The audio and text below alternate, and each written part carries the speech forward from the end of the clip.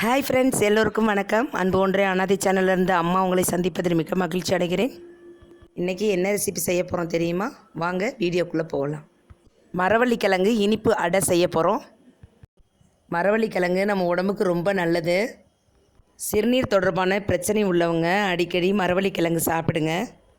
இதில் மிகுந்த ஊட்டச்சத்து உள்ளது.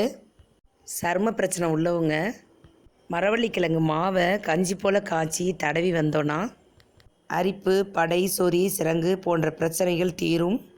அடைக்கு தேவையான பொருளை பார்த்துடலாம். இட்லி அரிசி 4 டம்ளர் ஒரு 2 மணி நேரம் ஊற வச்சுருக்கேன். உங்களுக்கு எவ்வளோ தேவையோ நீங்கள் போட்டுக்கலாம். 1/2 கிலோ மரவள்ளிக்கிழங்க தோல் சீவி எடுத்துக்கலாம். கேரட் சீவலில் துருவிக்குவோம். துருவிய மரவள்ளிக்கிழங்க மாவோடு சேர்த்து அரைச்சி எடுத்துக்கலாம். நமக்கு இனிப்புக்கு தேவையான மண்டை வெல்லத்தை காய்ச்சிக்கலாம்.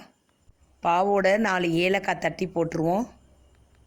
பாவு நல்லா வெல்லம் கரைஞ்சா போதும், அந்தளவுக்கு கொதிக்க வச்சுக்கலாம். அரை மூடி தேங்காய் இருந்தால் துருவி கொட்டிக்கோங்க. என்கிட்ட இல்லை.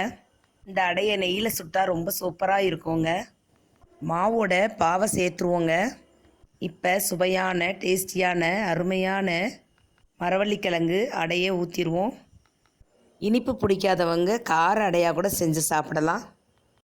இந்த அடையை குழந்தைங்க பெரியவங்க எல்லாரும் சாப்பிடலாம். நெய் அல்லது எண்ணெய் கொஞ்சம் கூடுதலாக ஊற்றிக்கோங்க. அடையை திருப்பிடலாம். நல்ல வாசனையாக கமகமன்னு இருக்குது.